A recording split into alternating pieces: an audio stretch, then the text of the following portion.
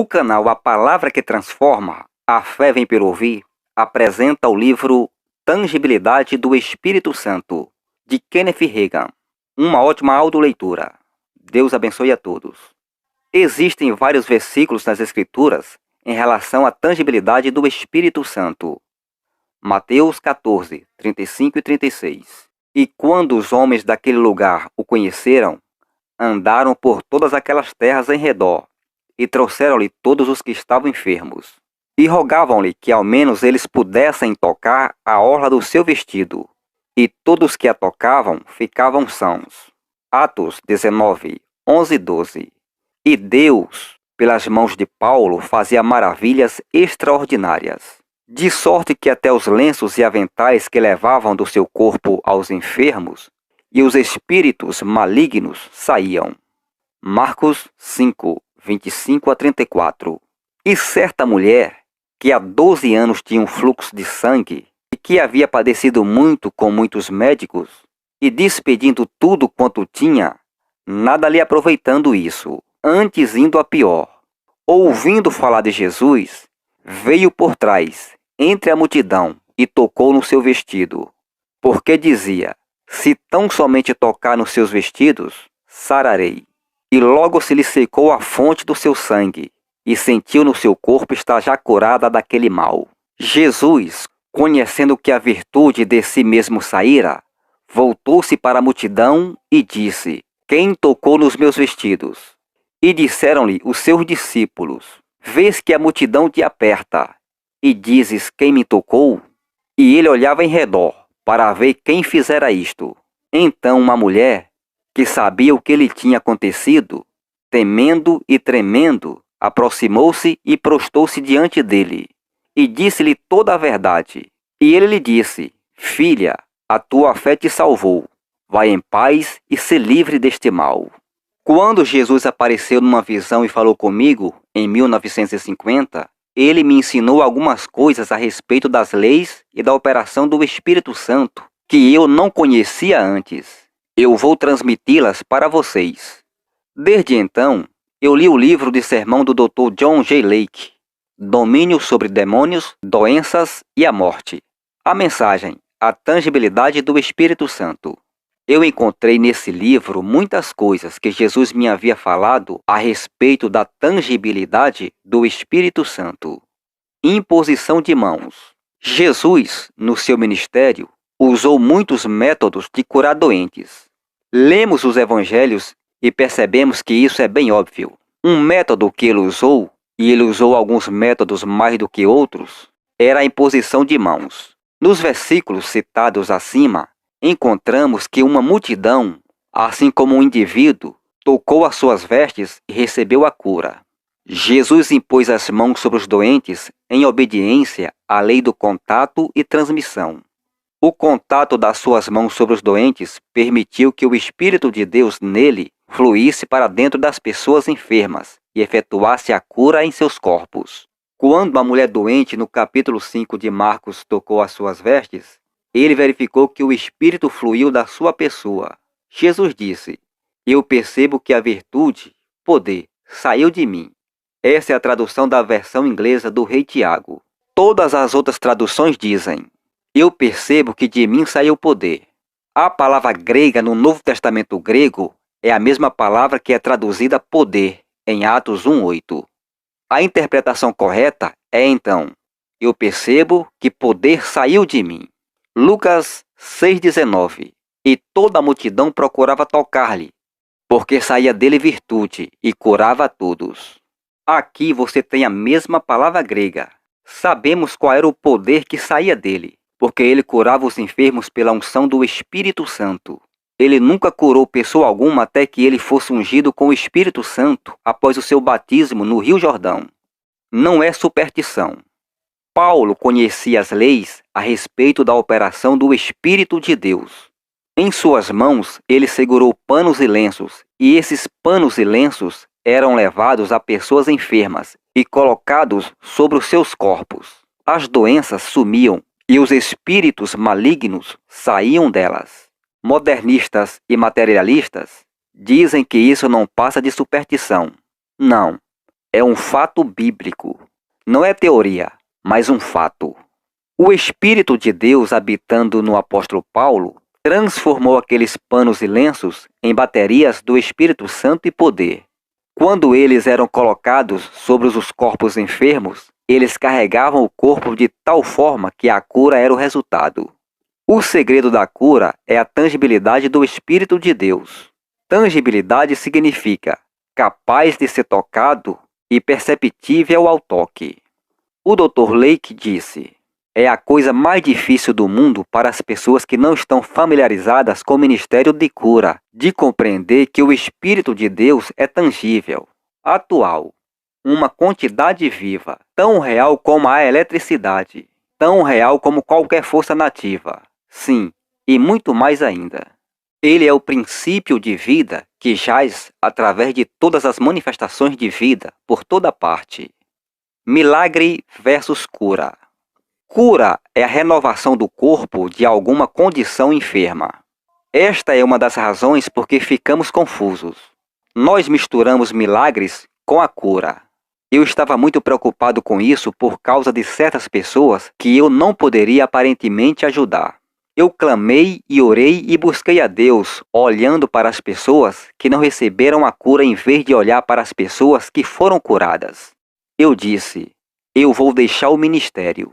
O Senhor disse para mim: que tal se um pregador adotasse essa atitude a respeito de pecadores que você tem a respeito dos enfermos? Existem sempre mais pecadores que não são salvos do que os que são. Como seria se cada pastor começasse a olhar para as pessoas que não receberam nada? Começa a olhar para as pessoas que são curadas e enchidas com o Espírito Santo e salva. E você ficará no lado que guarda a fé. Todavia, eu fiquei preocupado com algumas pessoas que não receberam ajuda. Eu sabia que possuía tanta unção ao lidar com elas como qualquer outra pessoa. A cura é a renovação de uma condição da doença, mas um milagre está dentro do corpo criativo. Algumas pessoas necessitam de algo criado por elas. Poderá ser da parte do seu corpo que jamais existiu. Isso é assim a respeito dos cegos ou daqueles que são mentalmente perturbados. Algumas pessoas podem nascer sem o polegar, uma mão ou outro membro. A mera cura não os ajudaria. Algo precisaria ser criado e colocado sobre o seu braço para que ele tivesse uma mão. A sua ajuda vem de uma obra criativa. Algumas pessoas foram operadas e algo foi tirado delas. Deverá haver uma restauração desses órgãos. Estou contente pelo fato de termos registros de algumas pessoas cujos órgãos foram retirados do corpo e que foram repostos. É claramente evidente ao estudante de cura divina que às vezes o Espírito de Deus é ministrado através de alguma pessoa ao grau em que ela é carregada com o Espírito, assim como uma pessoa pode ser carregada com a eletricidade. Todavia, não há cura eventual operando naquele corpo, até que algo aconteça para liberar a fé do indivíduo. Há alguns anos passados, a minha esposa estava desesperadamente enferma. Eu a levei a mais de 160 quilômetros para uma reunião de um homem bem conhecido, um evangelista muito usado em cura divina. A minha esposa entrou na fila de cura. Ela depois disse: quando ele impôs as mãos sobre mim, eu senti algo que jamais havia sentido antes. Uma espécie de raio de fogo atravessou o meu corpo e me sacudiu. Todavia, ela não recebeu a cura. Ela voltou e ficou pior. Por quê? O poder de Deus estava lá, pelo qual o ministério do evangelista era ungido pelo Espírito de Deus. O Espírito de Deus foi ministrado a ela. Não era culpa do evangelista que ela não foi curada. Ela foi poderosamente carregada com o poder do Espírito de Deus. Todavia, nenhuma cura se realizou. A sua fé não havia sido liberada. Liberando a fé. Mesmo que as pessoas possam estar poderosamente carregadas com o poder de Deus, a maior parte do tempo não há uma cura final até que algo aconteça que libere a fé do indivíduo. Vários meses mais tarde, em casa, estávamos crendo, e Deus me disse para lidar com a minha esposa e falar as palavras que fizeram com que a sua fé fosse liberada, e ela foi curada. Outra coisa que devemos perceber é que a cura não é sempre instantânea. No caso do filho do nobre, desde aquela hora ele começou a ficar bom. A cura é por etapas, baseadas em duas condições. Primeiro, o grau de virtude curadora ministrada. E segundo, o grau de fé que dá poder à pessoa sendo ministrada. A palavra pregação nada lhes aproveita, porquanto não estava misturada com a fé naqueles que a ouviram. Hebreus 4:2. O poder do Espírito Santo não vai lhe adiantar nada se não for misturado com fé. Entenda bem este fato. Você não receberá nenhuma cura de Deus se você não crê que haja alguma coisa para você. Você jamais fará com que a cura seja aplicada ao seu corpo, alma ou espírito para operar algum bem até que você tome posse dela inteligentemente e receba-a. Tangibilidade do Espírito Santo. Parte 2. A cura é científica. Cristo, em seu ministério, nos revelou a lei do Espírito. O Dr. Lake disse: se pudéssemos fazer o mundo entender a vitalidade plena do Espírito de Deus, o homem descobriria que a cura não é apenas uma questão de fé e graça, mas uma aplicação científica do Espírito de Deus à necessidade do homem. O poder do Espírito de Deus é tão tangível quanto a cura. Você pode manuseá-la, ministrá-lo a outros, recebê-lo de Deus através da fé e da oração, e seu espírito ficará sobrecarregado com o mesmo. Paulo, escrevendo para a igreja na Galácia, disse: aquele, pois, que vos dá o Espírito. Gálatas 3:5. Paulo, sem dúvida, estava falando de si mesmo. Ele era aquele que ministrava o Espírito àquelas pessoas. Não há nenhuma dúvida de que ele fazia isso pela imposição de mãos. Foi assim que ele fez em Éfeso. Por que haveria de mudar? Como que ele fez isso? Pelas obras da lei ou pelo ouvir da fé? Pela fé. Uma materialidade celestial. Jesus revelou e aplicou a lei do Espírito em seu ministério. Ele demonstrou que o Espírito de Deus é uma substância tangível, uma materialidade celestial. Quando você começa a falar a respeito da cura, do poder de Deus e da manifestação do Espírito de Deus, as pessoas que são ignorantes da palavra de Deus, até ministros, levantarão um caso contra você. Eles dirão que o Espírito Santo é uma pessoa ou personalidade. Isso é verdade. Cada um que está cheio do Espírito, e há milhões de cristãos cheios do Espírito no mundo hoje, possuem uma presença habitando dentro dele. Mas porque a Bíblia diz que o Espírito Santo é uma pessoa, isso não significa que ele possui um corpo. Ele não pode corporalmente entrar em pessoa alguma. Eliseu possuía uma unção diferente do Espírito de Deus. O seu corpo estava tão carregado com o Espírito que o contato com os seus ossos ressuscitou um homem que foi sepultado no túmulo de Eliseu. Só havia lá os ossos de Eliseu. O que causou o homem morto receber a vida novamente? O poder de Deus. Se ainda havia poder suficiente nos ossos de um profeta do Velho Testamento, um homem que não possuía o Espírito Santo habitando nele como temos hoje em dia através do batismo no Espírito Santo, para levantar um morto, o que poderia um homem que foi batizado no Espírito Santo fazer? Sem dúvida, ele poderia impor as mãos sobre uma pessoa viva e aquela pessoa poderia ser curada. Certamente ele poderia impor as mãos sobre uma pessoa viva e essa pessoa receberia o Espírito Santo e falaria em outras línguas. Sim, o Espírito Santo é uma substância tangível, uma materialidade celestial. O poder pode ser armazenado. Além do mais, o poder do Espírito Santo pode ser armazenado na substância de um lenço ou outro material, como foi demonstrado nas roupas de Jesus que as pessoas tocavam ou nos lenços que Paulo manuseava. Atos 19:12. Os doentes e os lunáticos eram curados dessa maneira. Isso é bíblico. Eu impunho as mãos sobre os enfermos e eu impunho as mãos sobre os crentes para que eles recebam o Espírito Santo em virtude da visão que eu tive em 1950. Jesus Cristo apareceu a mim. Eu o vi tão claramente como vejo qualquer pessoa. Eu ouvia Jesus falando comigo na língua inglesa. Eu estava numa tenda na ocasião. Eu olhei para cima, e lá onde o topo da tenda devia estar, Jesus estava lá em pé. Eu não vi a tenda, eu só vi Jesus. Ele disse: "Suba aqui, suba ao trono de Deus." Pareceu para mim que eu fui ter com ele, e continuamos subindo. Logo chegamos ao trono de Deus. Eu não vi Deus no trono. Numa visão, você só vê aquilo que Deus lhe permite ver.